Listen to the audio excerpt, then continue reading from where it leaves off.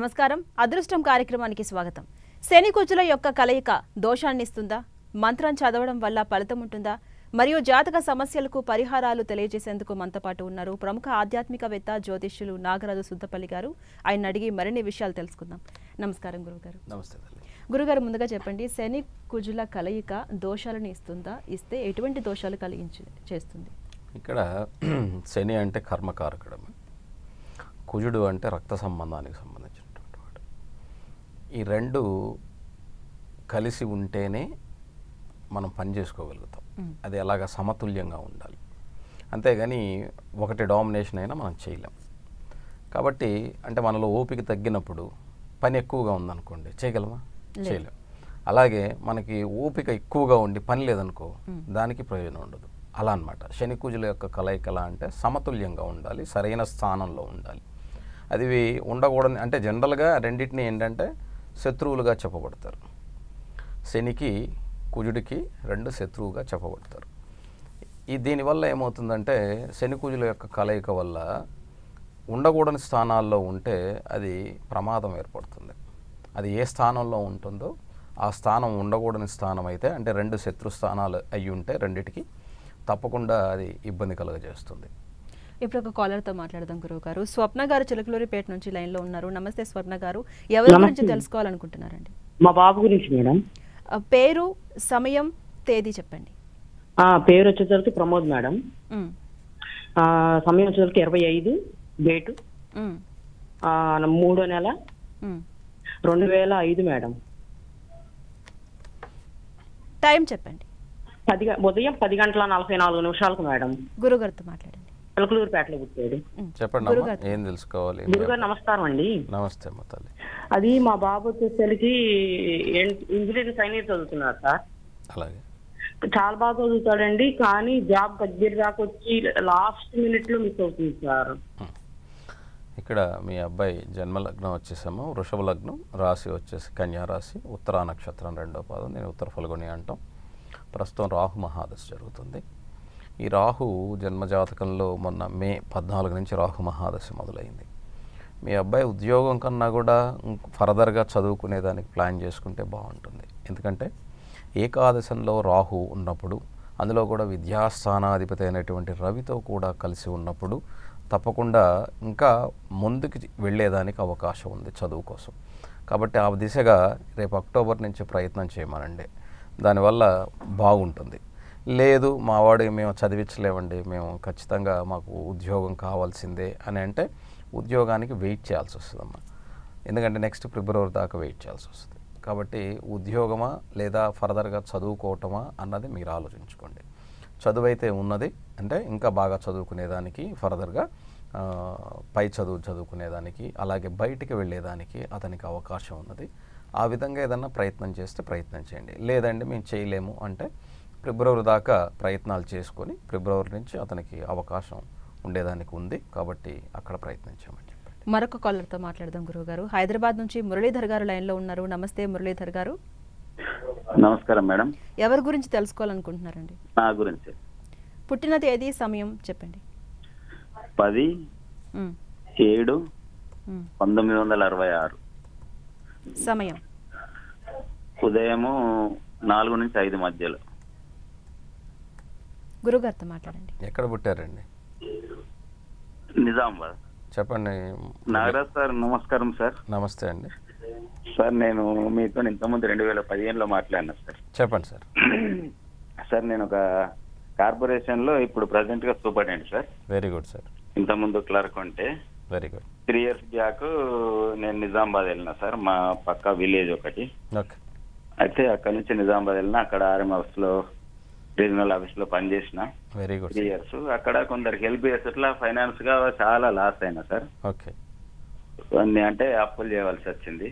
నాకు కొంత అమౌంట్ వచ్చేది ఉంది, అది రావడం లేదు, ఇబ్బందులు ఉన్నాయి. తర్వాత ఒక ఇన్సిడెంట్ అంటే పక్క ఇంట్లో ఏదో జరిగితే మేము అక్కడ నుంచి మళ్ళా మా విలేజ్కి వచ్చి ఓన్ ఇంట్లో ఉన్నాం. ఇప్పుడు అంటే దగ్గరనే ఆర్మూర్ అని ఉంటది, ఆర్మూర్ లో సూపరింటెండెంట్ గా పనిచేస్తున్నాం. Okay sir. అయితే ఫైనాన్స్ గా ఇబ్బందులు ఉన్నాయి సార్, ఇంకా ఏం లేదు. కాకపోతే మేము నిజామాబాద్ వెళ్ళిన తర్వాత ఇల్లు ఏదేవో తీసుకోవాలనుకున్నాం కానీ ఇబ్బందులు కుదరలేదు. ఓకే. ఇక్కడ మీరు ప్రశ్న ఏంటి అంటే ఆర్థిక ఇబ్బందులు ఎప్పుడు తొలగుతాయనే లేకపోతే గృహాన్ని తీసుకుంటామనే? ఓకే, ఇక్కడ మీరు ఇచ్చిన డేట్ ఆఫ్ బర్త్కి లగ్నం వచ్చేసి మీది మిథున లగ్నం, రాశి వచ్చేసి మీన రాశి, నక్షత్రం ఉత్తరాభాద్ర నక్షత్రం 4వ పాదం. జన్మజాతకంలో ఇప్పుడు మీరు 7.5 సంవత్సరం శనిలో ఆల్రెడీ జన్మశనిలో ఉన్నారు గత 2.5 సంవత్సరాలుగా. ఇప్పుడు ప్రస్తుతం చంద్రమహాదశలో శని జరుగుతుంది. శని చంద్రులు కలయిక 10వ ఇంట్లో ఉంది. వృత్తిరీత్యా మీకేం పెద్ద ఇబ్బంది లేదండి.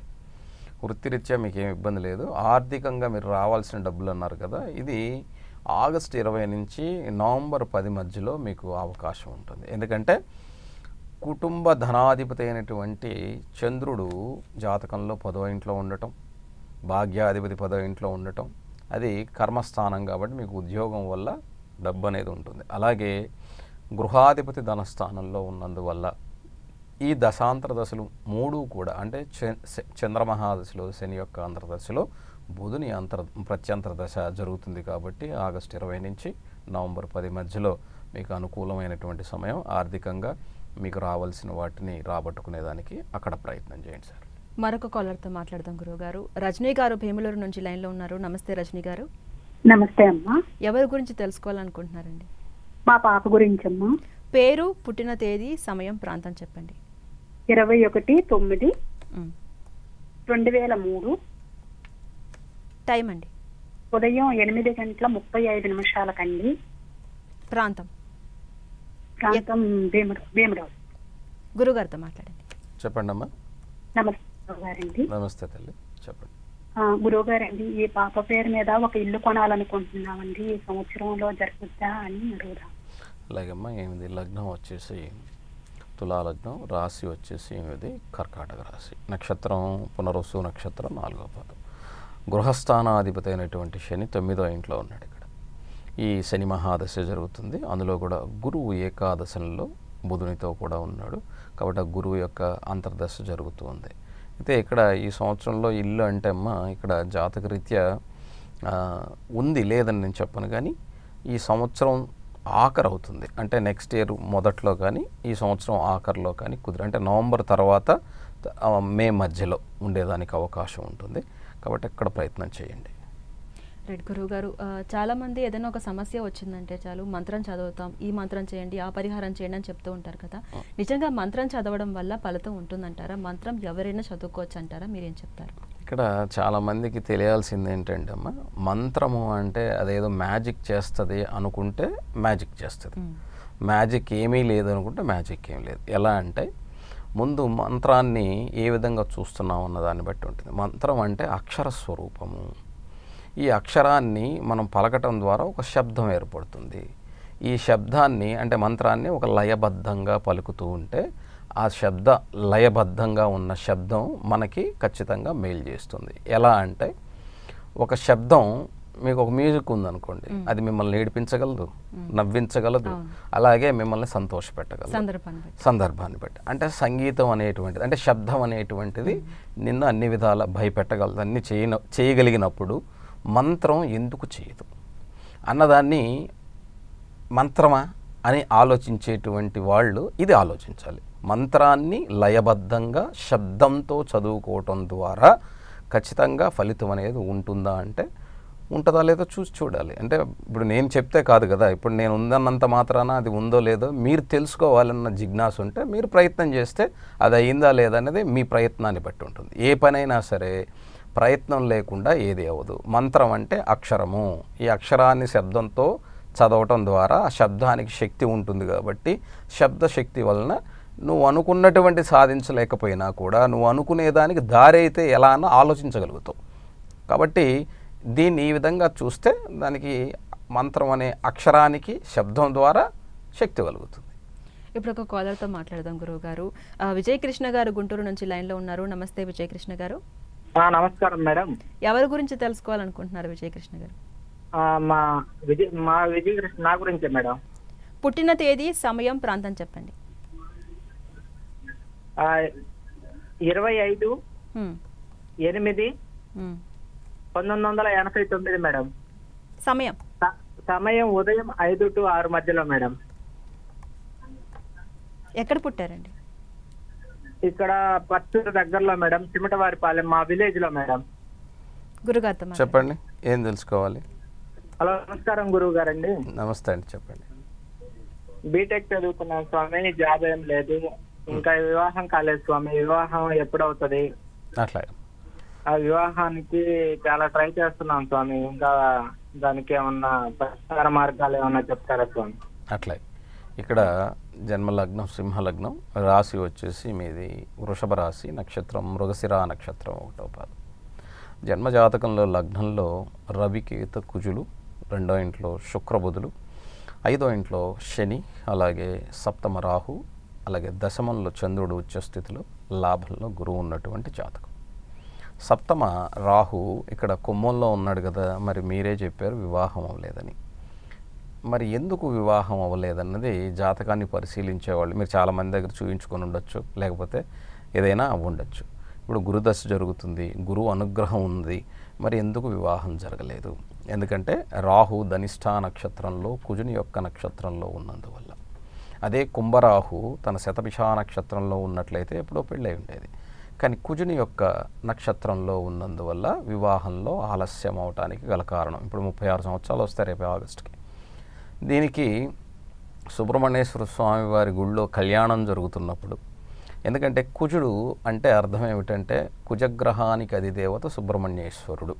ఆయన నక్షత్రంలో రాహు ఉన్నందువల్ల, అంటే సర్పకారకుడైనటువంటి రాహు సప్తమంలో ఉన్నందువల్ల సుబ్రహ్మణ్యేశ్వర స్వామి కూడా సర్పకారకుడు కాబట్టి ఖచ్చితంగా మీరు ఈ యొక్క సుబ్రహ్మణ్యేశ్వర స్వామి గుళ్ళో కళ్యాణం జరిగేటప్పుడు స్వామివారి అక్షంతలను, అంటే కళ్యాణం అయ్యాక తలంబ్రాలు ఉంటాయి కదా, వాటిని అక్షతలుగా శిరస్సును ధరిస్తే స్వామివారి యొక్క ఆశీర్వాదం పొందే ప్రయత్నం చేయండి. తప్పకుండా మీకు వివాహానికి సంబంధించి అక్టోబర్ తర్వాత అనుకూలమైన సమయం, అలాగే వివాహం జరిగిన తర్వాతే దేంట్లో అయినా ఒక దాంట్లో నిలబడేదానికి అవకాశం. కాబట్టి ముందు వివాహానికి ప్రయత్నం చేయండి. మరొక కాలర్ లైన్లో ఉన్నారు. రవి గారు హైదరాబాద్ నుంచి కాల్ చేస్తున్నారు. నమస్తే రవి గారు. నమస్కారం మేడం. ఎవరి గురించి తెలుసుకోవాలనుకుంటున్నారు? మేడం నా గురించే మేడం. నా పేరు రవి అమ్మ. చెప్పమంటారా? చెప్పండి.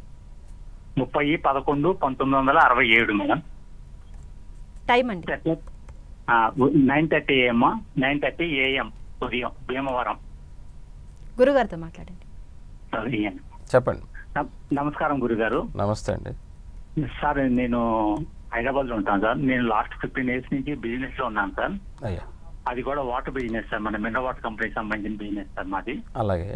అయితే 15 years నుంచి చేస్తున్నాం కానీ పెద్ద గ్రోత్ ఏం కనబడట్లేదు సార్. ఏదో ఫైనాన్షియల్ గా వస్తుంది కానీ పోతున్నాను నేను. ఫైనాన్షియల్ గా చాలా ఇబ్బందిగా ఉంటుంది. అసలు ఈ బిజినెస్ నాకు సూట్ అవుతుందా కాదా కూడా తెలియచేస్తాను. నాకు ఇంకేదైనా కొత్త బిజినెస్ ఏం పెట్టమంటారా? లేకపోతే ఇక్కడ మీకు నష్టమైతే రాలేదు కదా దీనివల్ల? నష్టం అయితే ఏం రాలేదు సార్, కానీ ఇంప్రూవ్మెంట్ ఏం కనబడలేదు సార్. అంటే వచ్చింది అలా వెళ్ళిపోతున్నాయి అంతే.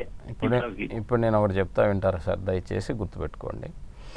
ఇక్కడ మీ లగ్నం వచ్చేసి ధనుర్లగ్నం, రాశి వచ్చేసి తులారాశి, నక్షత్రం విశాఖ నక్షత్రం 1వ పాదం. వ్యయాధిపతి అయినటువంటి కుజుడు పరమోచ్చ స్థితిని కలిగి 2వ ఇంట్లో ఉన్నాడు. కుజదోషం కుటుంబ స్థానంలో. ధనం ఎంత వచ్చినా మీరు ఏ బిజినెస్లో ఉన్నా మీరు కూడబెట్టేది ఏం లేదు. పొట్ట గడుపుకోవటం, లగ్జరీగా బ్రతకటం.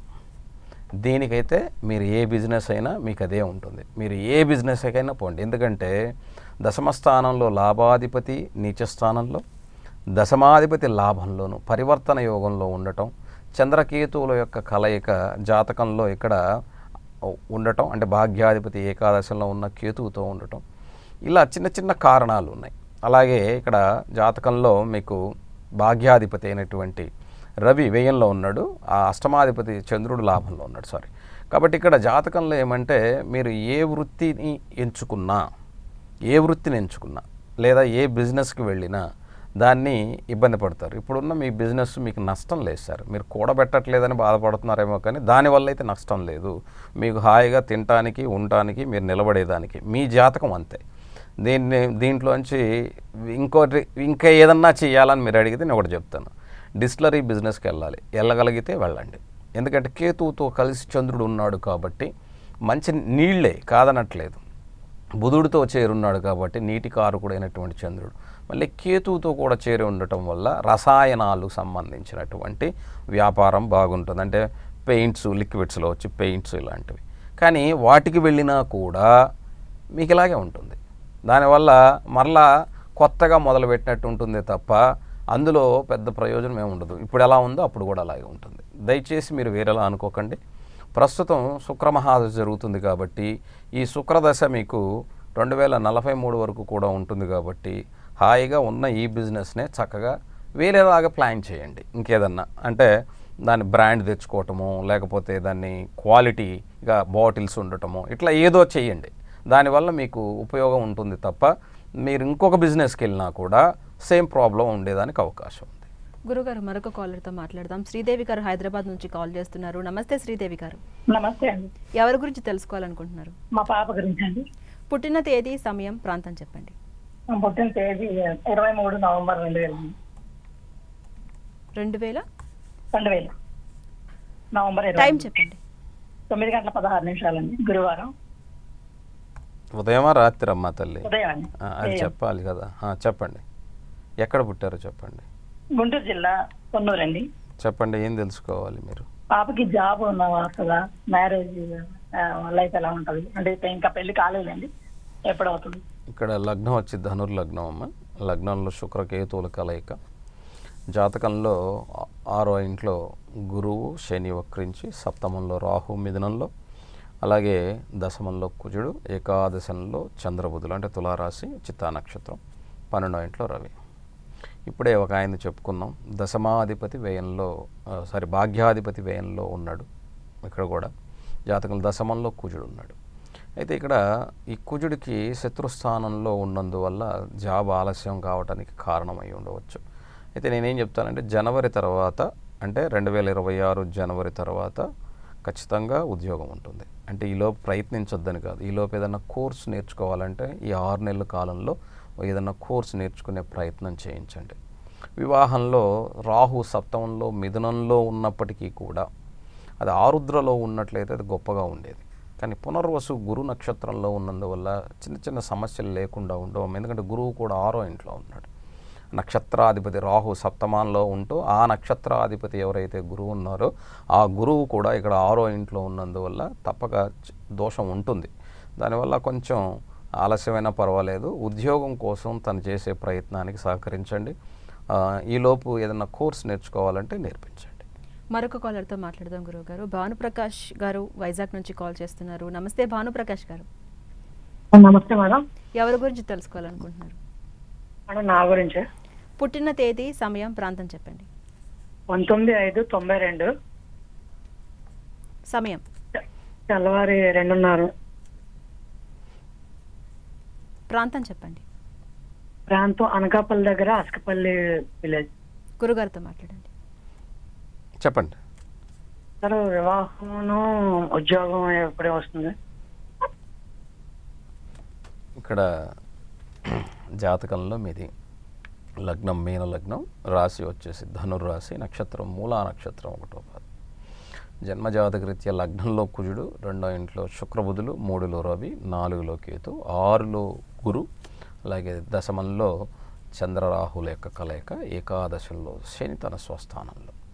ఇక్కడ జాతకంలో మీకు దశమాధిపతి అయినటువంటి గురువు 6వ ఇంట్లో ఉండటం ఇది కొంచెం ఇబ్బందికరమైనటువంటిది. అలాగే పంచమాధిపతి చంద్రుడు దశమంలో ఉన్నప్పటికీ కూడా గురువు దృష్టిలో 6వ ఇంట్లో ఉన్న గురువు దృష్టిలో రాహుతో ఉండటం ఇది ఆలస్యం అవ్వటానికి కారణమవుతుంది. అయితే చంద్రమహాదశ జరుగుతున్నది.